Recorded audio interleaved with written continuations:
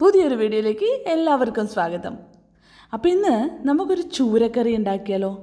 ചൂരക്കറി എല്ലാവർക്കും ഉണ്ടാക്കാൻ അറിയാവുന്നതാണ്, ഞാൻ പറഞ്ഞു തന്നിട്ട് വേണ്ട. എന്നാലും അറിയാത്ത തുടക്കക്കാരുണ്ടെന്നുണ്ടെങ്കിൽ വീഡിയോ ഇവിടെ ഉണ്ട്, പെട്ടെന്ന് പോരെ. അപ്പോൾ നമുക്ക് വീഡിയോയിലേക്ക് കിടക്കാം. അപ്പോൾ ഞാനൊരു 10 വെളുത്തുള്ളി നെടുകെ മുറിച്ചതുണ്ട്, 3 പച്ചമുളക്, 4 കൊടംപുളി, കുറച്ച് കറിവേപ്പില, ഒരത്യാവശ്യം വലുപ്പത്തിനുള്ള ഇഞ്ചി നീളത്തിൽ മുറിച്ചത്. അപ്പോൾ നമുക്ക് നമ്മുടെ പുളി കഴുകി വെച്ചതാണ്, അത് നമുക്ക് കുതിരാൻ വേണ്ടി വെള്ളത്തിൽ 1 കിലോ ചൂരമീൻ കഴുകി വൃത്തിയാക്കിയതാണ്. നമുക്ക് പെട്ടെന്ന് തന്നെ കറി വെച്ചേക്കാം. അടുപ്പ് കത്തിച്ച് ചട്ടി വെച്ച് ചട്ടി ചൂടായതിനു ശേഷം അതിലേക്ക് വെളിച്ചെണ്ണ 2 സ്പൂൺ വെളിച്ചെണ്ണ ഒഴിച്ച് അത് ചൂടാകുമ്പോൾ അതിലേക്ക് ഉലുവയിട്ട് പൊട്ടിക്കണം. ഉലുവ നന്നായി പൊട്ടിക്കഴിഞ്ഞിട്ടുണ്ടെങ്കിൽ നമുക്കതിലേക്ക് വെളുത്തുള്ളി, ഇഞ്ചി, പച്ചമുളക്, കറിവേപ്പില എല്ലാം ചേർത്ത് നന്നായി പച്ച മണം പോകുന്നത് വരെ വഴറ്റിയെടുക്കാം. മുളകിട്ട് ഇതുപോലെ കുറുകിയ മീൻകറികൾ ചോറിൻ്റെ കൂടെയോ അപ്പത്തിൻ്റെ കൂടെയോ കപ്പയുടെ കൂടെ പിന്നെ പറയുകയോ വേണ്ടല്ലോ. നമ്മുടെ മീൻകറി ആകുന്ന നേരം കൊണ്ട് ഈ കാണുന്നവരിൽ ആരെങ്കിലും സബ്സ്ക്രൈബ് ചെയ്തിട്ടില്ല എൻ്റെ ചാനലെങ്കിൽ ആ സബ്സ്ക്രൈബ് ബട്ടൺ ഒന്ന് അമർത്തിയേരെ. കൂടുതൽ വീഡിയോസ് ഇടാൻ അതെനിക്കൊരു പ്രചോദനമാകും. അപ്പം നമുക്ക് മീൻകറിയിലേക്ക് തിരിച്ചു വരാം. അധികം വഴലാതെ തന്നെ പച്ചമണം മാറുന്നത് വരെ ഒന്ന് സോട്ട് ചെയ്തെടുത്താൽ മതി. നമ്മളുടെ ഈ പച്ചമുളകും ഇഞ്ചിയും വെളുത്തുള്ളിയും കറിവേപ്പിലയും ഏകദേശം നമ്മുടെ വെളുത്തുള്ളിയും ഇഞ്ചിയൊക്കെ ഒന്ന് വാടിയിട്ടുണ്ട്.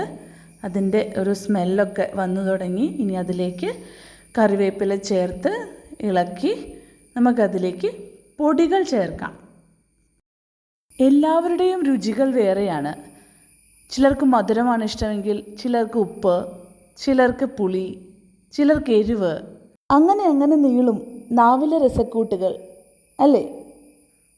നമ്മുടെ നാവിലെ രസങ്ങൾക്കൊപ്പം തന്നെ നാടുകൾക്കും വേറെ വേറെ രുചികളാണ്. എല്ലാവരും ഇതുപോലെയാണോ മീൻകറി വെക്കുന്നത് എന്നെനിക്കറിയില്ല, പക്ഷേ ഒരു വട്ടമെങ്കിലും ഇതുപോലെ ട്രൈ ചെയ്ത്. ഇതിലേക്ക് 1/4 സ്പൂൺ മഞ്ഞൾപ്പൊടിയും 1.5 സ്പൂൺ പിരിയൻ മുളകിൻ്റെ പൊടിയും 1.5 സ്പൂൺ കാശ്മീരി ചില്ലി പൗഡറുമാണ് ഞാൻ ചേർത്തിട്ടുള്ളത്. വേറെ ഒരു പൊടികളും ഞാനിതിൽ ചേർക്കുന്നില്ല. കാശ്മീരി ചില്ലി പൗഡർ ഇട്ടപ്പോൾ ക്യാമറ ഓൺ ചെയ്യാൻ മറന്നു പോയതുകൊണ്ട് അതെനിക്ക് കാണിക്കാൻ പറ്റിയില്ല. അപ്പോൾ ഇതാ 1.5 സ്പൂൺ കാശ്മീരി ചില്ലി പൗഡർ കൂടെ ഞാൻ ഇതിനകത്ത് ആഡ് ചെയ്തിട്ടുണ്ട്. അപ്പോൾ ഇതിൻ്റെ പച്ച മണം ഒന്ന് മാറിയിട്ടുണ്ട്. കുതിർത്ത് വെച്ച കൊടംപുളി ചേർക്കാം. അപ്പോൾ എല്ലാ നാട്ടിലും ഇതിനെ കൊടംപുളി എന്ന് തന്നെയാണോ പറയുന്നത് എന്ന് എനിക്കറിയില്ല. ഇവിടെ ഇതിനെ കൊടംപുളി എന്നാണ് പറയുന്നത്. കൊടംപുളി കുതിർക്കാനായിട്ട് 1/2 കപ്പ് വെള്ളമാണ് എടുത്തിരുന്നത്. അപ്പോൾ ആ 1/2 കപ്പ് വെള്ളം ഇതിനകത്ത് ഇപ്പോൾ ആഡ് ചെയ്തിട്ടുണ്ട്.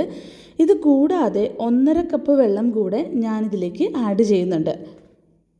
മൊത്തം 2 കപ്പ് വെള്ളം ഇതിലേക്ക് ആഡ് ചെയ്തിട്ടുണ്ട്.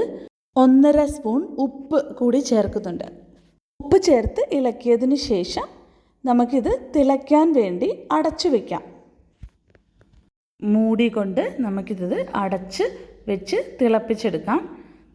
എടുത്തതിന് ശേഷം നമുക്കിതിലേക്ക് മീൻ ചേർത്ത് കൊടുക്കാം.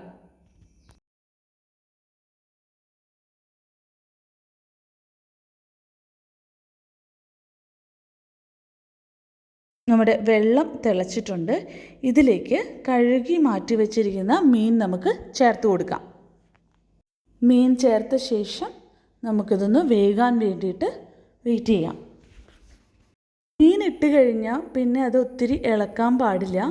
അപ്പോൾ നമുക്ക് തവി പിന്നെ ആവശ്യമില്ല.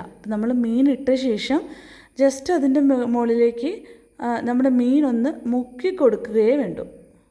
അതുപോലെ തന്നെ മീനിൽ ഒത്തിരി വെള്ളവും ചേർക്കരുത്. മീൻ മുങ്ങിക്കിടക്കാൻ പാകത്തിനുള്ള വെള്ളം മാത്രമേ നമ്മൾ മീൻകറിക്കകത്ത് ചേർക്കാവൂ. അപ്പോൾ നമുക്കിത് അടച്ചു വെച്ച് നന്നായി വേവിക്കാം. ഇനി നമുക്ക് തവിയുടെ ആവശ്യമേ ഇല്ല. അപ്പോൾ തവി നമുക്ക് മാറ്റി വെച്ചേക്കാം. ഇടയ്ക്കിടയ്ക്ക് തുറന്ന് നമ്മളിത് ഇളക്കി കൊടുക്കുകയൊന്നും വേണ്ട. ഈ ചട്ടി ഒന്ന് ചുറ്റിച്ചാൽ മാത്രം മതി. ആയി തിളച്ച് കഴിയുമ്പോൾ ഇതുപോലെ 2 സൈഡിലും പിടിച്ച് ചട്ടി ഒന്ന് വട്ടത്തിൽ കറക്കി കൊടുക്കുക. നമുക്ക് ഉപ്പ് വേണമെങ്കിൽ നോക്കാം. ഒന്നുകൂടെ അടച്ചു വെച്ച് നമുക്ക് ഈ വെള്ളം ഒന്ന് വറ്റിച്ച് നമ്മളുടെ മസാലയും ഉപ്പും പുളിയും എല്ലാം മീനിലേക്ക് ഇറങ്ങുന്ന പാകത്തിൽ ആവണം.